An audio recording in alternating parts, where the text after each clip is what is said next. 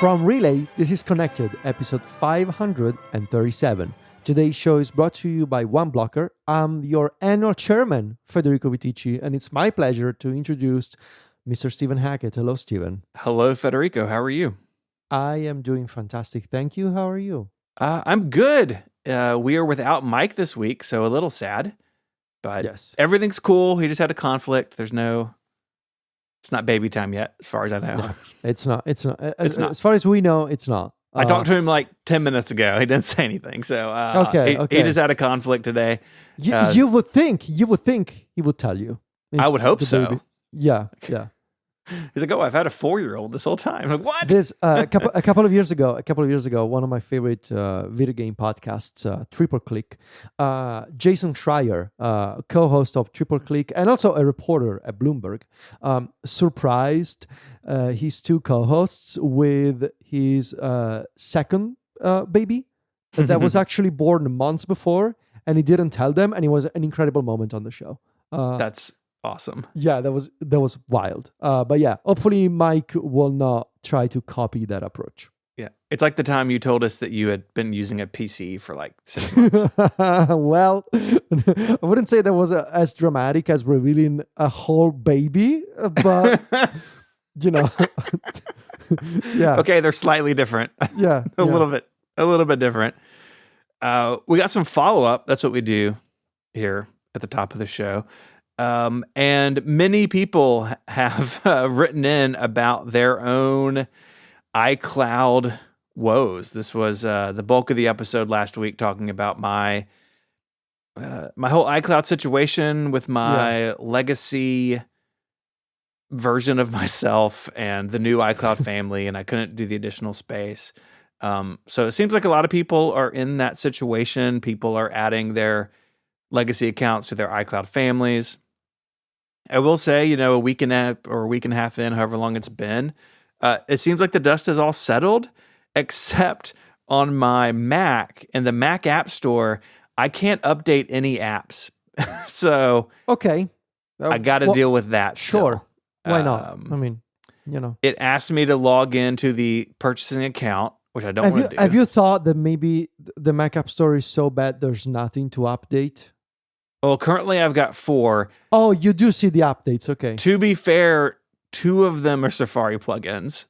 Okay. And one is an Xcode plugin. So it's a ghost town in there. Look at you being a developer and everything. I know, right? Xcode plugins. I didn't even know you could get Xcode plugins on the Mac App Store. It's not really a plugin. It's an extension for the simulator. Oh, still. It lets you do fancy stuff. Okay. I'm a developer now. I'm the developer now. You know that yes. gift. Yeah. So, I mean, lots of people are dealing with this. Hopefully it was helpful if you find yourself in this situation. A couple things that I didn't mention, that some of them I didn't realize at the time that we recorded. A couple of them I just didn't get to because of time. One is that I lost all my test flights because oh no, I was signed into test flight with that old Apple ID. Because test flight follows your purchases ID, apparently. I mean, thankfully, I'm friends with most of the people whose test flights I run, but I'm choosing to view this as a clean start. I believe you will call it a blessing in disguise, right? Yeah, that's right. I, like you, I'm sure, I had a bunch of stuff in there that I, oh yeah, expired apps. I mean, going way back to years and years ago. I kind of want to look now. Let's see. Yeah, see if you can find the oldest thing in your test flight. And the 2 most important ones for me, I have the login to App Store Connect. So I can just add myself back to Widgetsmith, and underscores other apps. But this is actually quite perfect because the oldest is TV Forecast, which is odd because I still use it. Excellent app. Parcel, the package tracking app, but I just think these are build expired and build removed because the developers have new betas. These are older versions. Mm-hmm. But the first app that said tester removed is Devon Think 2 Go version 3. they removed me from Devon Think. That's a bummer. Yeah, there's once some you enter Devon Think, you never leave unless you're you, I guess. Some real gems in here, though. Some real stuff. Yeah, I'm sure. So, anyways, if I was on your test flight and you'd like me back, please let me know. I also was rebuilding my music library. Some people had some suggestions on maybe what was causing this or what the deal was. Our friend Zach had mentioned, they said that, okay, maybe some of these are like pre-DRM free purchases that maybe weren't upgraded. I don't really know what the issue was, but again, like the test flight thing, blessing in disguise. Like, let me just rebuild my library. I knew that I had music that was not in the store, so I have a copy of my old music library on my desktop, and I'm just like, as I'm like finding things, it's like, oh yeah, let me just add this back to the library. But a couple of things to note in rebuilding your Apple Music library. And my previous library dates back to like when I first started using iTunes in like 2002. Like a lot of stuff in there I hadn't listened to in a long time that I sort of cut loose. But first thing, music encoded for Apple Music in a lot of cases sounds way better than what I had in my library. Like, I had some ripped CDs and I did iTunes Match at some point, but who knows what the deal was. Yeah. Anyways, I've noticed on a couple albums like, oh, this sounds better. Or maybe it's been remastered at some point and I had an old version or whatever. But the thing that hurt me, and Federico, I think you in particular will appreciate this. Too many of my favorite albums now have 20th anniversary versions. Oh yeah. Like quite a few. And they're remixed, or like Death Cab has done it with a couple and they've added like demos to the end of it, which, I'm all for, and it's like fun to hear alternative versions of songs and stuff. But I just noticed as I was like going through adding things, I was like, oh goodness. Like, yeah, a lot of this. A lot of pain in the past, So test flights, Apple Music, Mac App Store, and anything else. So far, everything else has been pretty smooth. I said last week that some like media wouldn't play back. That's all basically been settled. I watched the first couple episodes of Mr. Robot over the weekend that I had purchased, years ago on my legacy account. They just played just fine. That show is holding up. I mean, I'm only like 3 episodes in again, but it's really good.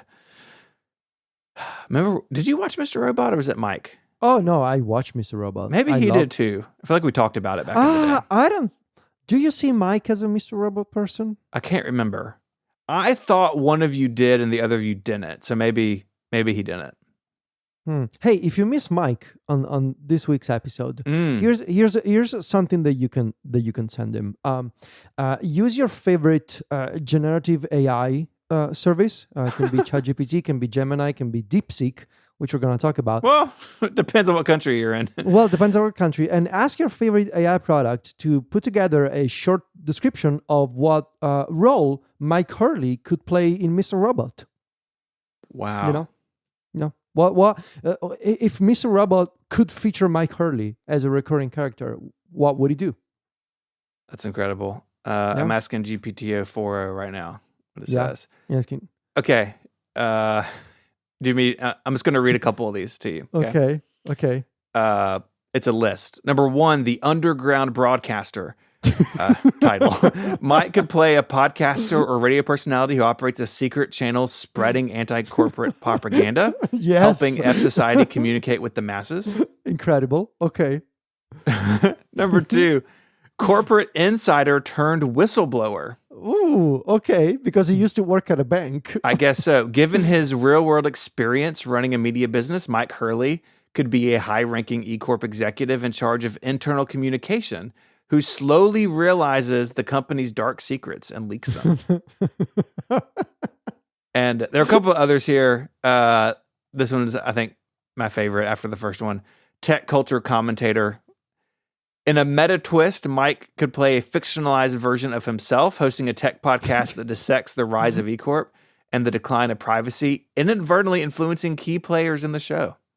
Okay, well. And then the final one, a surreal take, Elliot's consciousness voice, where Mike is never physically present, but his voice constantly plays in Elliot's mind as an inner monologue or guide.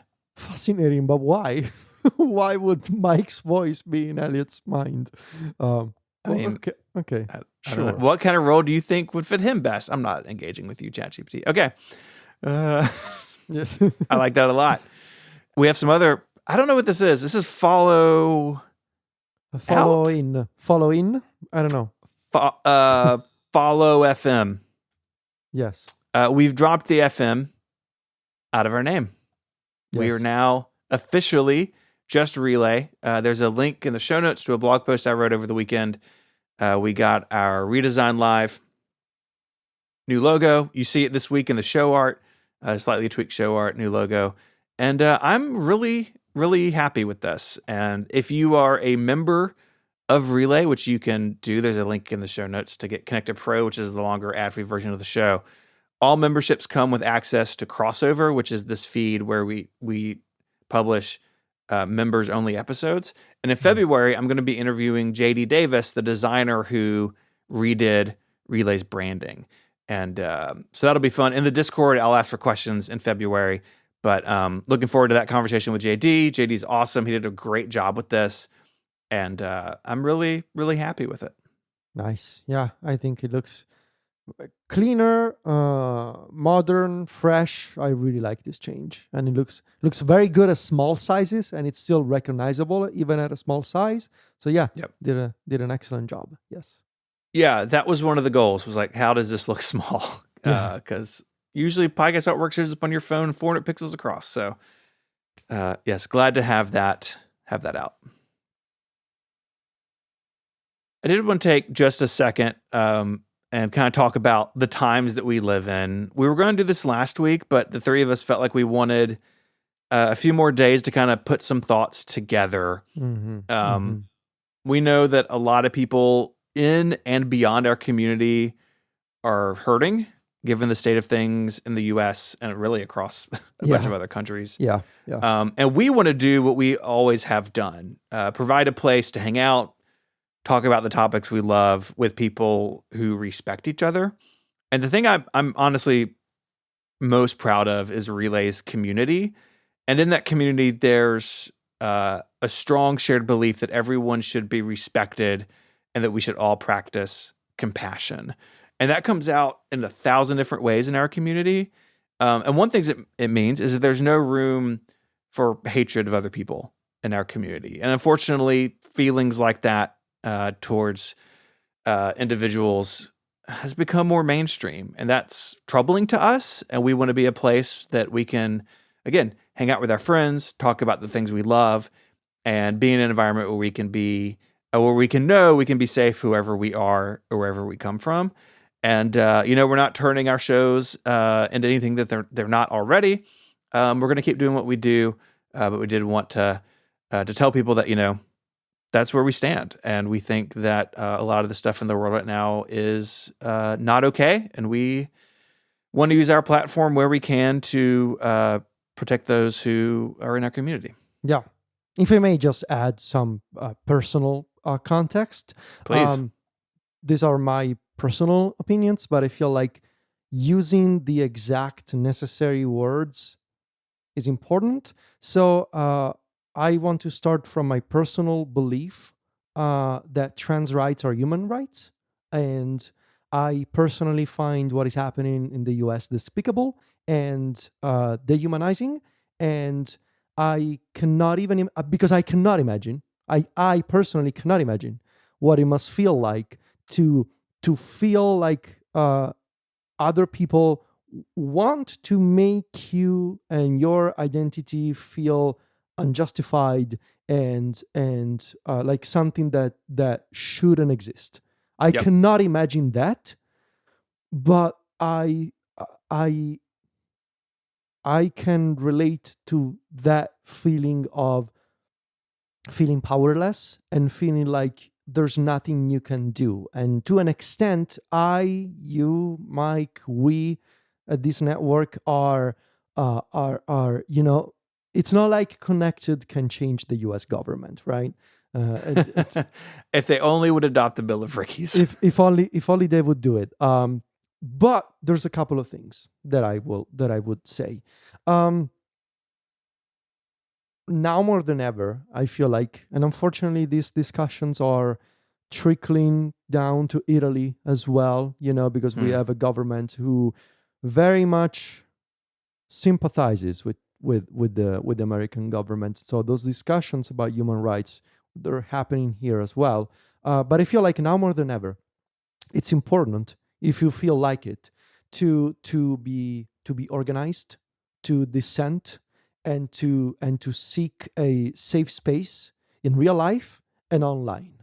And I think I think it's important to find your people and to not accept what is going on. And I know that it's a challenge. And I know that I am saying this from a position of privilege myself, because my identity is not at risk. But I think it's important for people to be together and to feel those things together. And the second thing is that from my position, and I think from our position, it's important to continue to provide the joy.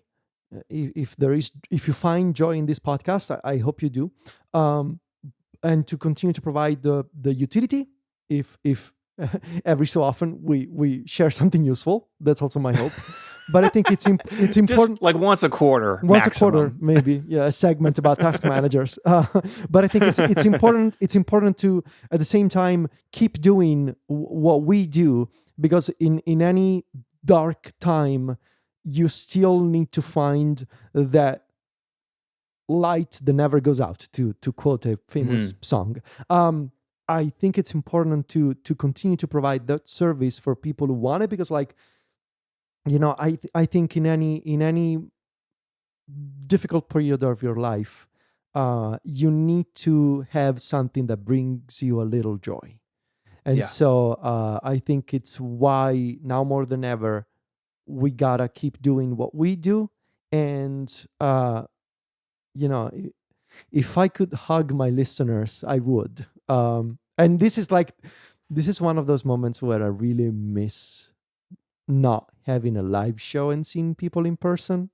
But yeah, that's all I wanted to say. No, it's well said. I agree 100%. And it is something that I agree with you. It is hard to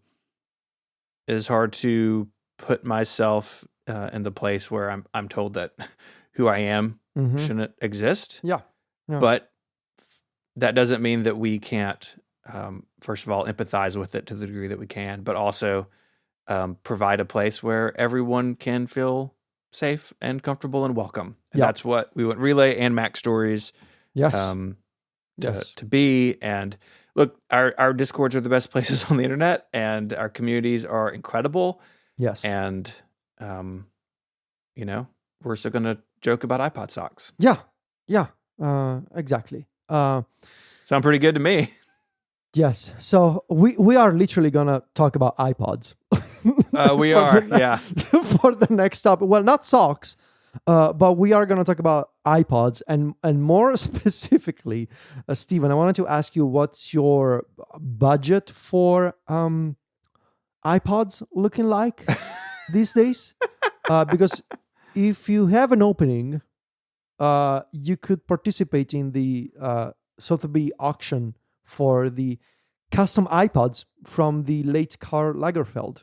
It's a massive collection of how many? 500? Like how many? 300? 500. I'm not sure. 500 iPods of all kinds, including this diamond encrusted iPod and microphone. There's multiple color variations. I didn't even know that Karl Lagerfeld was collecting iPods. So this entire story, that this collection is now up for sale at an auction, is new to me. Were you familiar with the existence of this iPod collection? No, I wasn't. Okay. I mean, I was familiar with the name, seeing Carl's name float around, but had no idea. And that goes deeper than we think it did, so we'll get to that in a minute. But right now, the bejeweled iPod and microphone, €500. So, we'll see how high that goes. A little rich for my blood right now, but it's this is incredible. And you can go through here and like so many iPods. There's some custom like colorways of the first gen Nano, which Apple just shipped in white and black. There's red, pink, blue, and yellow. And I'm not normally like a yellow fan. Yellow iPod looks good though. But the yellow iPod looks sick. Yes. It's so good. I'll have a link in the show notes to some of these, and it's just incredible. You were talking about this on Mastodon, and then we learned a lot more. So what was uncovered? That apparently Karl Lagerfeld obviously was very much into iPods. I saw some posts and some old like stories saying that he was basically treating iPods as like cassette tapes. So each iPod would be loaded with a specific type of music or a specific collection of albums and so forth. Which, I mean, if you are really into music and the storage limitations of the time where, the storage limitations at the time, I can sort of see that. If you have an unlimited budget and you want to be fashionable and you are a fashion icon, in fact, and you're really into music and you'll be like, you know what? I am going to accumulate hundreds of iPods and each of them I will treat as a cassette tape. Yeah. Cool. But what was interesting is that apparently Lagerfeld had a whole team of people dedicated to managing these iPods, because obviously you needed to sync them with iTunes, right? And so the story goes that there was an entire raid of Xserve to run this massive iTunes library and sync hundreds of iPods to this library. Yeah. Have you seen an Xserve raid? Are you familiar with this? Never seen it in That's real because life. you've never come to my house. I've got one. But yeah, terabytes of music, which, I mean, think about the time frame of the iPod, right? Like that's pretty wild. We weren't doing 8 terabyte MacBook Pros at the time. So absolutely incredible. Man, what a move. It's like, oh, this is my iPod team. On one hand, like, I feel like I shouldn't be allowed to judge because, like, I do keep several video game handhelds for specific types of games. Sure. But on the other hand, I don't have 100 handhelds. Like, I don't even have 20, I think. Mm-hmm. But, I mean, I'm also not Karl Lagerfeld. So it kind of cancels out, I don't know, though. What a power move to have hundreds of iPods, servers to manage the syncing to just the entire story is incredible. There are also some modified, I just found them, some modified iPod minis, including an all white and all black model, which look really cool. Are you sure you don't want to try just like even getting How one much of are the these? minis? The minis are at 400 €400. Just one. Just a random random like, hey, one. This used to belong to. You could touch it and be like, this iPod was also touched by Karl Lagerfeld, and now I am touching it. This click wheel was once clicked by Karl Lagerfeld. Yeah, there's a whole collection of 3rd gen iPods, which we know were the best ones. Mm-hmm. And those have like stickers on the back with notes, I guess, with maybe what was on them. Wild. Have you ever attended like an auction in real life?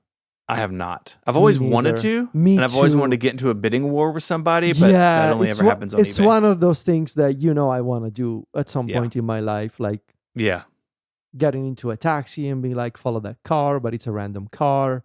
And you got to pretend that it's important. That sort of thing. But also like attending an auction and getting into a bidding war for like a totally random item. Like it doesn't have to be important, and you have to be like really and oddly into it.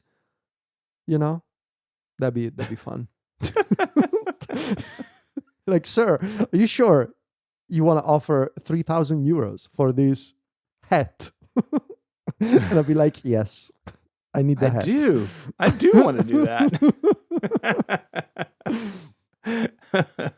I do think it'd be fun, but no, I've never even attended one. It's kind of a bummer. Yeah. Maybe one day. Maybe one day. This episode of Connected is brought to you by OneBlocker. OneBlocker is a premium content blocker for Safari on iOS and the Mac. In addition to blocking obtrusive ads, OneBlocker can block trackers, annoying pop-ups, EU cookie notices, comment sections on blogs and YouTube, and so much more. And they're thrilled to introduce the new OneBlocker 6. It has an updated design with an entirely new interface to make the app even more intuitive. Plus, you can expect improved blocking and free ad blocking because users can now enable one filter at no cost, including advanced blocking for YouTube. Then upgrade to Premium to unlock all the filters and automatic weekly cloud filter updates. I've been using OneBlocker across my devices for a long time.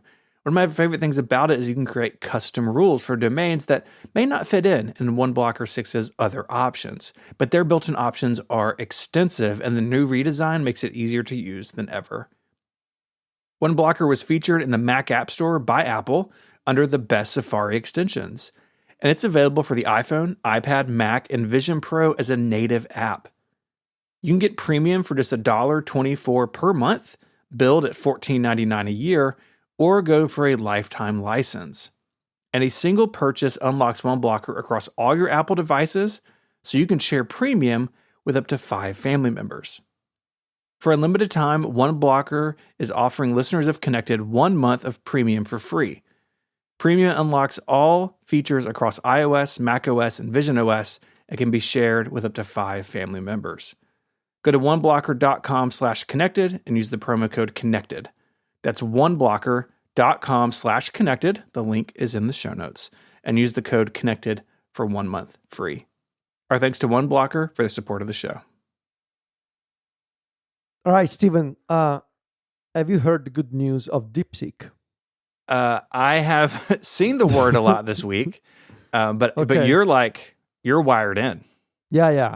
I've been tracking this entire story, and it's gonna be a long segment. And Steven allowed me to do my research and to take my time. So, I think it's gonna be an interesting one and a fun one. But if you're not interested, well, that's your problem, not mine. Skip to the closing. It's going to be exciting this week.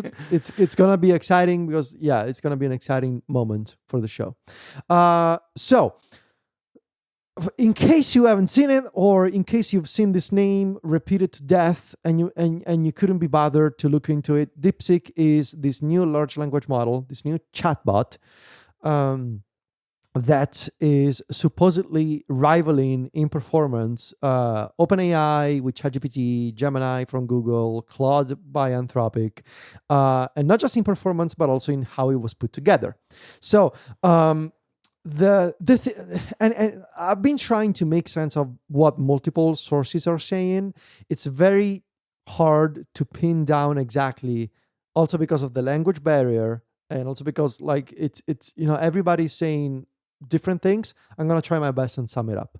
DeepSeek was put together, more specifically the underlying large language model is called DeepSeek V3 by this is a word that I learned this week, by a quant, which stands for quantitative hedge fund.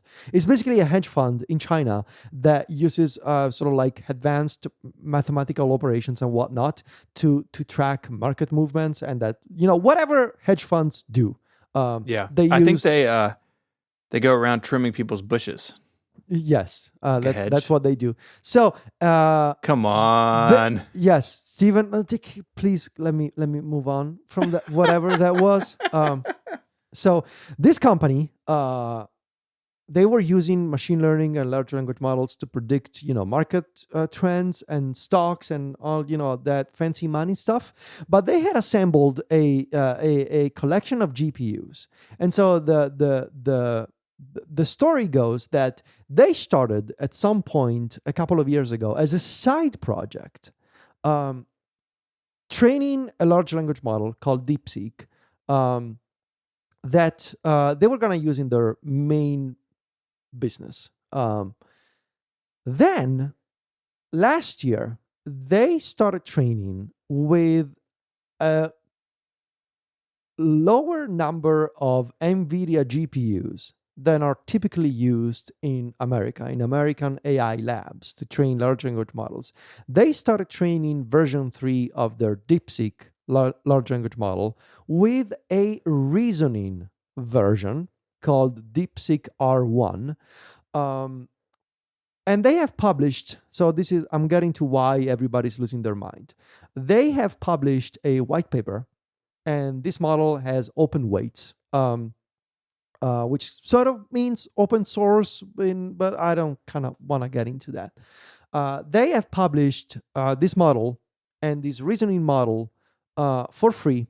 You can use it for free. There's a white paper that you can read, and it goes into the details of how it was put together. Now, for those unaware, a reasoning model means that there's a version of DeepSeek. When you go to the DeepSeek website or you're using the DeepSeek app on your phone, you can enable R1, which shows you, it takes a little bit longer to execute, but it shows the model, the COT, or the chain of thought of the model. It shows the model, quote unquote, thinking and trying to understand your problems and basically thinking out loud about the query that you just asked.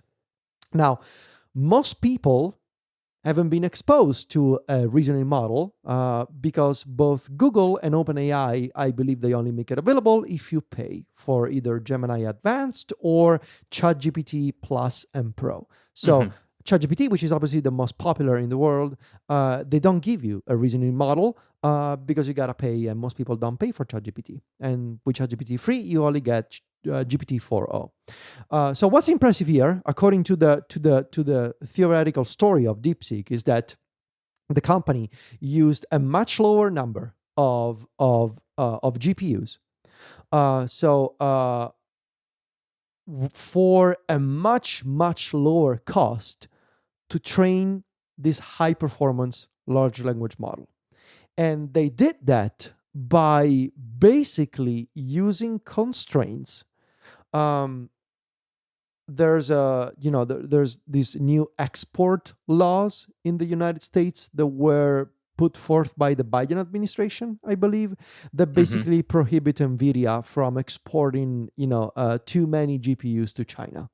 And through, the cluster of GPUs that DeepSeek already had before the laws were enacted, and also apparently, now we're getting into speculation territory. Sure. Apparently, through black market channels, they were able to. So some people are saying 2,000 GPUs. Some other people are saying it's 5,000. Other people are saying no, it's 15,000. But apparently, it's a much lower number than what, again, supposedly OpenAI and Anthropic are using. Like, I saw someone reporting that OpenAI is using 500,000 NVIDIA GPUs in their data centers. So the theory would be like, imagine that for 1/10 of the horsepower and 1/10 of the cost, again, in theory, because it's not like DeepSeek is publishing their finances, but imagine that for 1/10 of the power and 1/10 of the cost, DeepSeek was able to match and exceed the performance of ChatGPT 0.1. ChatGPT 0.1 being the basic version of the reasoning model. Yeah. How could they do this? Well, I was going to say that there's speculation that maybe they didn't do it all on their own, right? Like, so yes. So there's also speculation. So this is where we get to the. It's a complicated story, so I'm going to try and break it down piece by piece. What's clever and interesting about DeepSeek is that DeepSeek is like, it's not like DeepSeek they invented the transformer model or the idea of a large language model. Sure. They built on the foundation of something that was invented by American companies, right? It was invented by Google. I believe the first paper on the transformer model is, it's credit to Google engineers for that. And then later came OpenAI with ChatGPT as a product based on that. And I believe OpenAI was also first with a reasoning model. So DeepSeek, this is what's fascinating, that DeepSeek optimized the foundation created by American companies. And they did that by applying constraints to their engineering teams that were forced to work with less power and less money. And they did that by basically sort of putting a unique spin on how large language models can be trained. I'm going to try and simplify here because it gets boring fast, and also because I'm not an engineer. But my understanding is that typically there's a lot of supervised training where humans are actually supervising the model and feeding the model the correct answers and the correct process when they're training. There's supervised training, and then there's reinforcement learning, where basically you are applying a reinforcing technique to say, yes, model, good job. This is the right answer. Basically, DeepSeek only used the reinforcement learning to train their large language model. And apparently, they used DeepSeek itself to train DeepSeek v3 and to train R1. So, and this is where we get to what you just mentioned. Apparently, OpenAI is now speculating that DeepSeek used training data from ChatGPT to train DeepSeek v3. So basically, the news of the day is that OpenAI is mad because DeepSeek used data from ChatGPT to train their model, which is kind of ironic. Where when the company that scraped terabytes and terabytes of data from the open web is now upset that a Chinese startup scraped their data to train their model. There's a what do they call it? Poetic justice, something like that. Justice. Yes, it's kind of beautiful. Anyway, the result of the debut of DeepSeek last week, the DeepSeek v3 launched in beta last month, came out officially last week alongside the reasoning version R1. It took the world by storm. By that I mean that it became the most downloaded app on the App Store. That the entire tech and AI industry lost their minds because they were like, how can this Chinese company that's coming out of nowhere, spoiler, it's not coming out of nowhere. People who are really into AI knew what DeepSeek was up to. It's just the rest of the world realizing now that there's a public product. But in any case, as a result of the debut of DeepSeek, they basically took how many hundreds of billions of dollars off the US market. Nvidia shares dropped.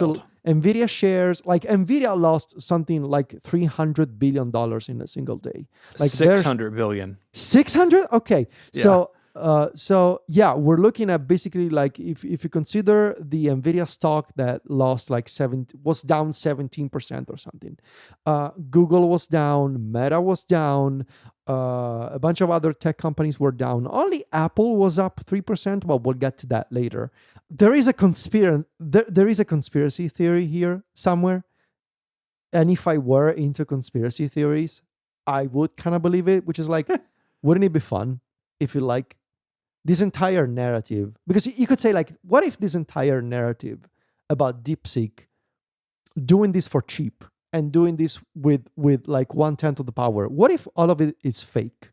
What if the entire narrative is fake, but this little story that they put together was a tactic by the Chinese government to put a little dent into the NASDAQ, into the US market, and wipe off almost $1 trillion in a single day? Wouldn't that be fun? Now, that's a fun conspiracy theory. I mean, I am definitely not an expert in any of this.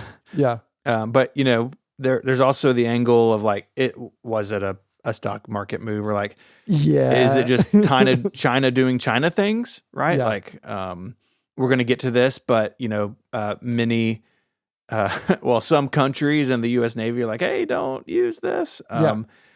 This is very much wrapped up in those international politics that are above our pay grade. But there is an element to consider that what they say should be taken with a grain of salt until it's verified by other people. Just as the same as we should verify what OpenAI and Google and these other companies say, right? Like, these AI companies make really grand statements, and you got to put them to the test. Yeah. But so even if we set the potential politics of it all aside, I think it's interesting to look at DeepSeek and specifically the white paper that the company published, because it does paint an interesting picture for the future of American companies and the future of large language models and also the future of open source. So it is undeniable that the DeepSeek team used a series of really creative approaches to build this large language model. For example, they were able to work with 1/4 of the memory consumption, because instead of using 32-bit floating point operations, they used 8-bit floating point operations. So that's like 4 times less RAM when you're running this in your data center, which is fascinating. Using reinforcement learning and with some so basically, like I was listening to a podcast about this yesterday. They were convinced that they could do just reinforcement learning without supervised learning, but then they realized that the model was not responding correctly, and it was continuing to like mix and match English and Chinese in the same sentence. And so for DeepSeek V3, they started from scratch again, and they did they did all reinforcement learning with some supervision in the final stages of the process. So even the story that it was all entirely based on reinforcement learning is not correct if you read the white paper. So really some interesting approaches that, as a result, like, there is a product that you can go there, you can go to DeepSeek on the web, or you can download an app on your phone and you can talk to it. And I can tell you, because I have been testing all of these things, I can tell you that the performance of DeepSeek, it most definitely rivals O1 and the latest Google Gemini version 2 advanced experimental models. The performance is up there. Now, does that performance come from scraping the same data sources as OpenAI and Google? I'm sure. Was it made possible because they used ChatGPT responses to train DeepSeek? I don't know. But whatever it is, it works. And I think there's a few interesting takeaways and also some other things to consider, which I'll get to in a minute. First of all, I think it's undeniable that this large language model and this product was built because of the work that had previously gone into large language models in America. It's not like DeepSeek has invented a completely new technology. They have taken an existing technology and said, but what if we optimized the costs? And what if we optimize the performance? What result would come out of that? So they optimized the foundation of something that was created in America. And I think it is undeniably eye-opening for American companies that maybe you can achieve, and people who have been keeping an eye on the open source AI scene knew that this was going to happen. If you follow blogs and podcasts and YouTube channels about this stuff, you knew that this was months in the making. This idea of a free and open source model coming out and matching the quality of O1. It's been like, even the people who saw DeepSeek a couple of months ago, the V3 beta, said, oh, when this launches, it's going to be a big one. But it is eye-opening for both OpenAI and Google, to have this kind of competitor. And I think, realistically speaking, what's going to happen here is that OpenAI will have to move up the timeline for the release of ChatGPT o3. Sam Altman has already said on X that they will accelerate the timeline of o3.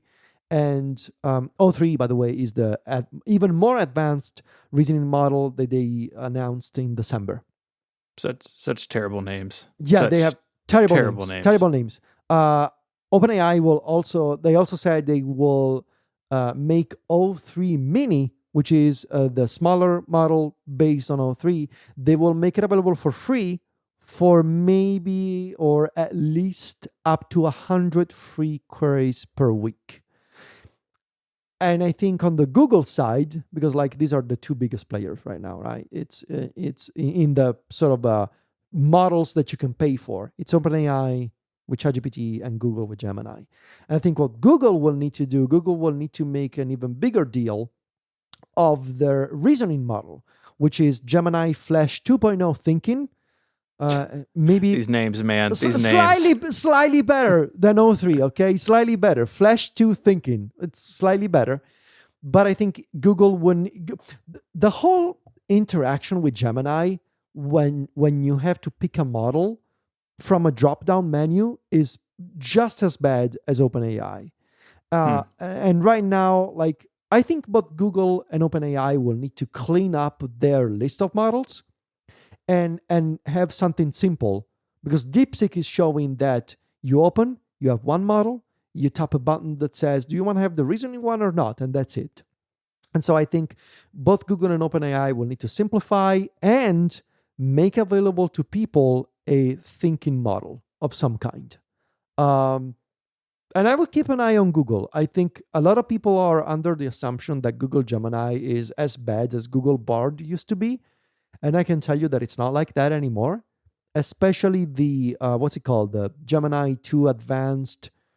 Oh gosh, Stephen, you're going to make fun of this once again. I'm sorry, but I'm not the guy in charge. Gemini 2.0 Experimental Advanced version 1206. It's not my fault. I'm sorry. It rolls right off the tongue. But that model is really, really good. That version of Gemini is really, really good. So I think both Google and OpenAI are feeling the pressure from DeepSeek. There's another conversation to be had about the safety practices of DeepSeek and the idea of censorship by the Chinese government and the CCP sort of looming over DeepSeek.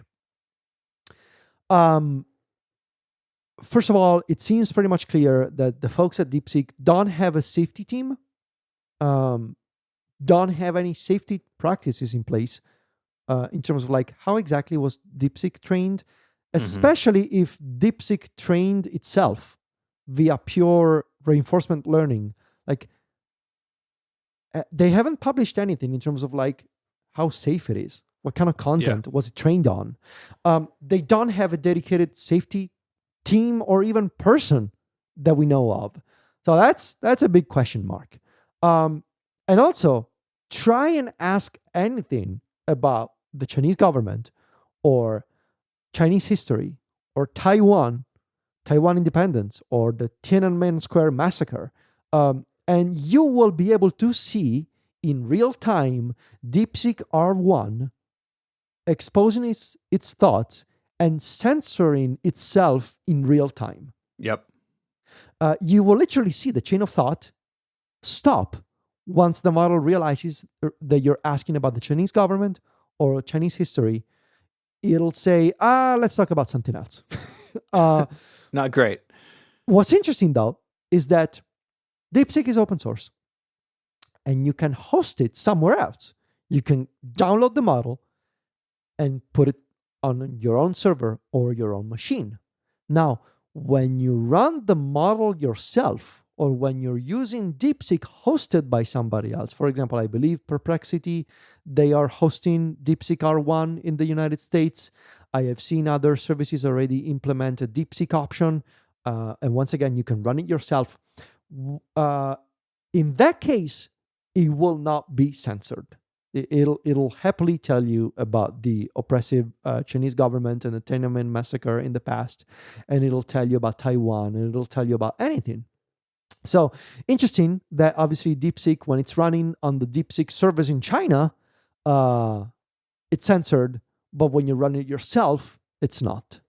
And obviously, like with DeepSeek, like most people are not gonna download DeepSeek and run it on their own computers, which is why, for example, the Italian privacy watchdog, which is an entity of the Italian government, has banned DeepSeek from the App Store. So the DeepSeek app is gone from the Italian App Store, and they have issued a warning to DeepSeek and the parent company in China, asking for details about privacy collection, user data collection, and user data retention, and about their privacy policies, and what exactly is DeepSeek doing with the data from Italian citizens? What are they collecting? Why? And where are they storing that data? So this kind of story, I think you will see happen in more and more countries in the next few days.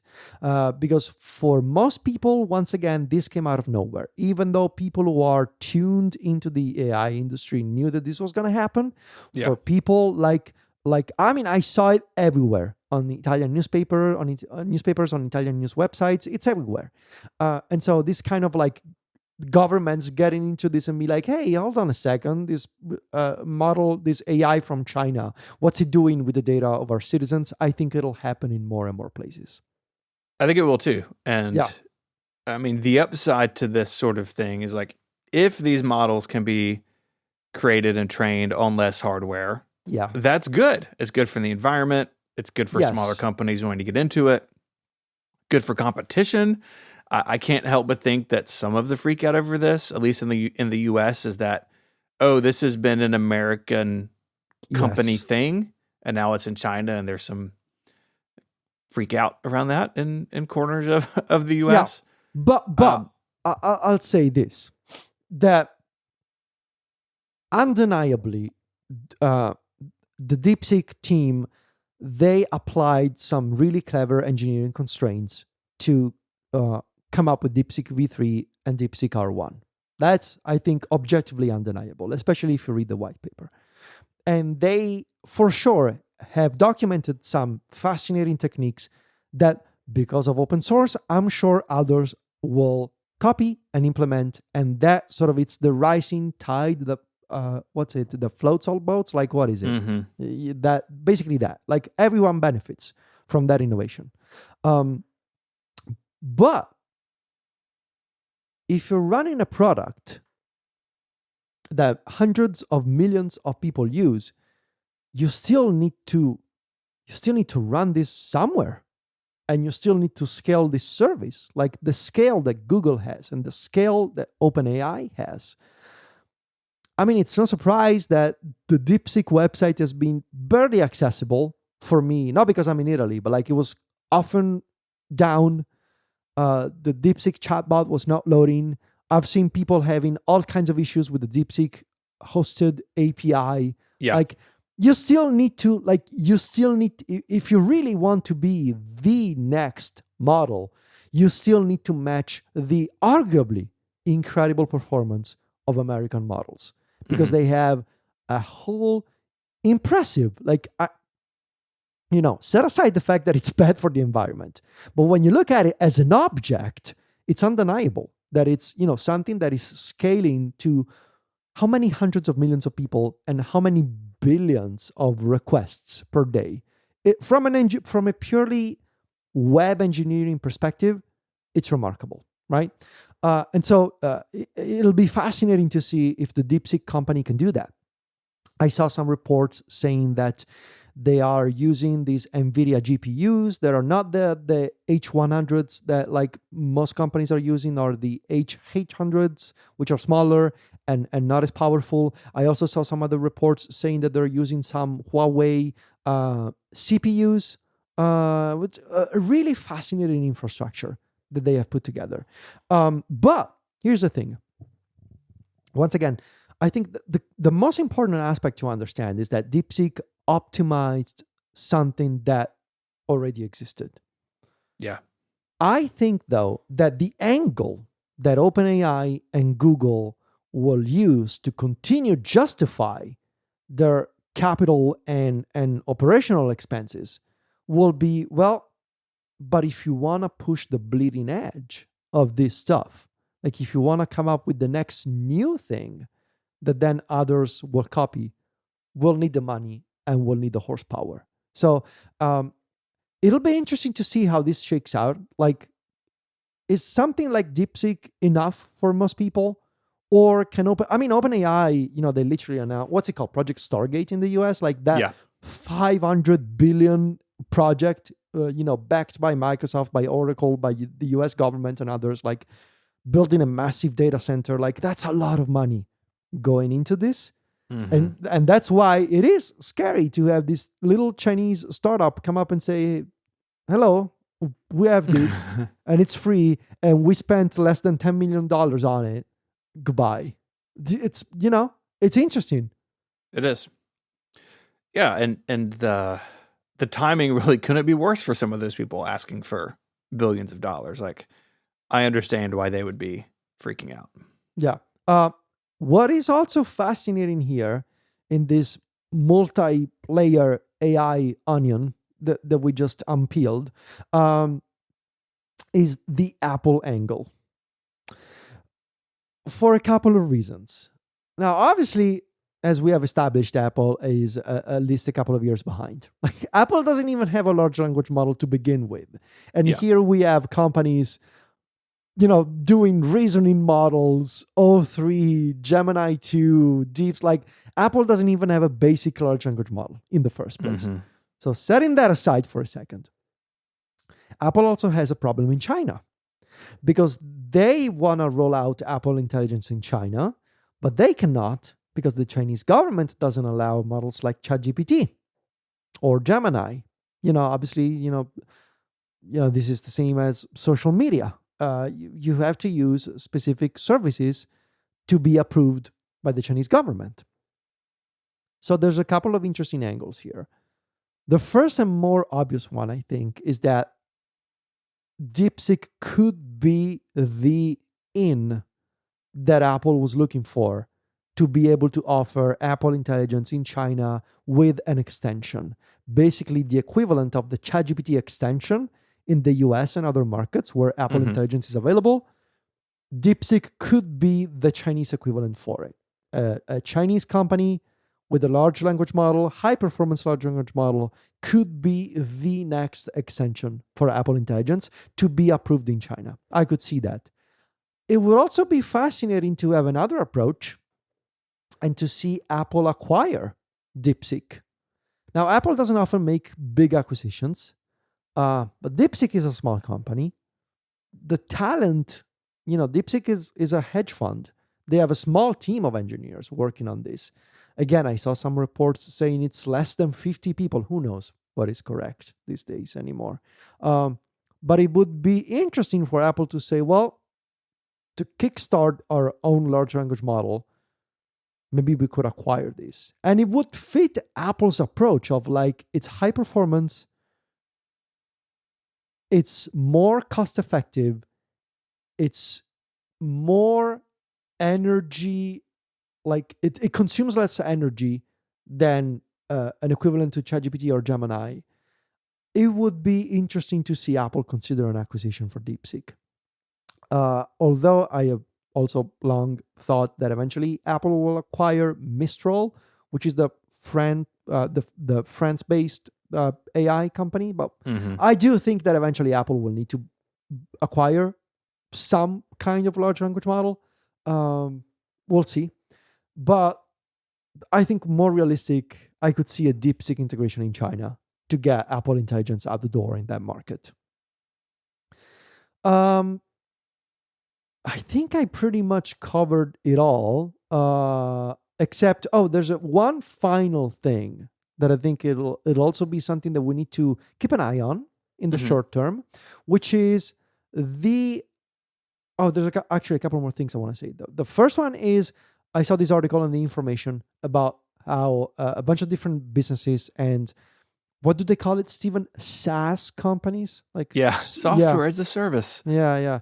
A bunch of these SaaS companies are like jumping ship to the DeepSeek R1 API because it's much cheaper to run than OpenAI or Google or Anthropic. Which, by the way, Anthropic, what's going on at Anthropic these days? Like, what are they doing? Like, I feel like we haven't seen news from Claude in how many months now? I don't even know. I think they're mostly trying not to get sued by content makers. Yeah. No, that's Perplexity. That's Perplexity. That's right. Yeah. Yeah. To be fair, Anthropic is the only company that's actually thinking in a more serious way about safety. So that's commendable of them. I do think I saw some people say that, and this is where I disagree with the Apple community consensus. I saw people say, "Oh, actually, Apple being late to the game with large language models is a good thing, because Apple now can be an aggregator of AI and services and large language models." I think I cannot use the expression that I want to use on the show, but you can imagine what I want to use. I don't believe that. Because let me tell you, if Apple hadn't been caught flat-footed in this space, if Apple could offer a large language model now, don't you think that they would? Yeah.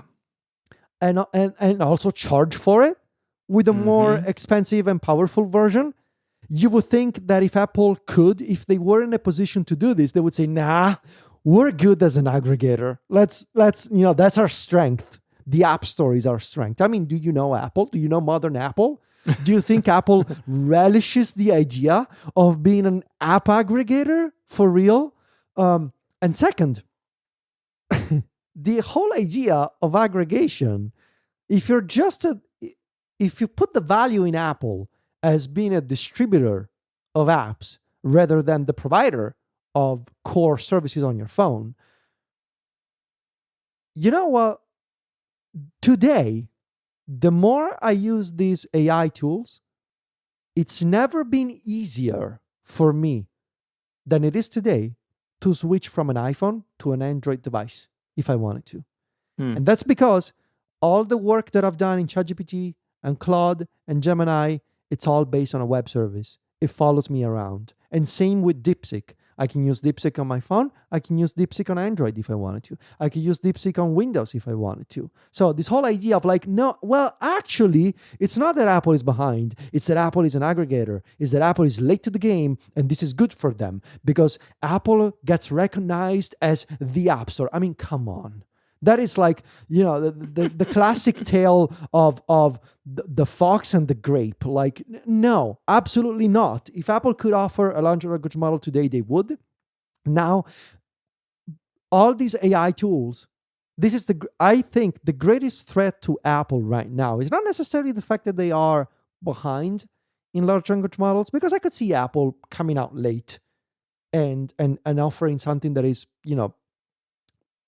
powerful and much more integrated. The greatest threat to Apple right now is the web, and the fact that all of this is web-based. And web-based means inherently it's portable, and you can take your data, and you can take your identity, and you can take your projects, and it doesn't matter the phone that you're holding. It doesn't matter the computer that you're using. The web is also the number one thing they should be worried about as a platform maker.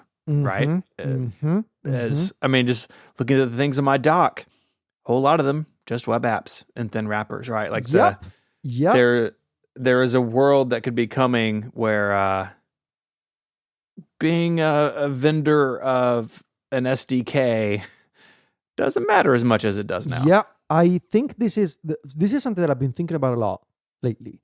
I think over the past 5 years, we were looking somewhere else, in the Apple community. And we haven't kept an eye on what exactly was going on in the web industry and in progressive web apps. And I think it's incredible what is possible today. And that's, I think in hindsight, 20 years from now, we'll maybe look back at this and be like, that's a problem that Apple ignored. And it calcified into what became a big issue for them, which is developers and a whole new generation of young developers being fed up with the rules of the App Store and being like, you know what? I'm going to build whatever I want to build, and I'm going to do it in Google Chrome and in a web browser and on the web where there are no rules. And the progress that has gone into the kinds of modern web apps that you can build today. I mean, look at Notion, right? Look at all these services that are now taken for granted in any workspace, and it's all web-based, and it's all web first, actually. I saw yesterday a post by someone who was running DeepSeek in a web browser with JavaScript-based acceleration. I was like, like incredible. Dude, Finn has it running on an iPhone using Core ML. Like, wild. Yeah. So I think the whole idea that, no, actually, this is great for Apple because it ties Apple to this identity of the App Store as an aggregator of the best stuff. Yeah, well, what about the Google? take. Well, what about the Google Play Store then? Like, it's literally the same idea. You go to the Google Play Store, like, but do you like? I don't think of Google as the Google Play Store. No, it's So we'll see what happens. But I think this also it's like yet another reason that's a bad take. What part of Apple's business has the most risk of being blown up by regulation around the world? It's the App Store. Like, and Apple is clinging on to their model. We've talked about this a lot. They've clung onto that model at their own peril around the world. Like, what are we doing? Yeah.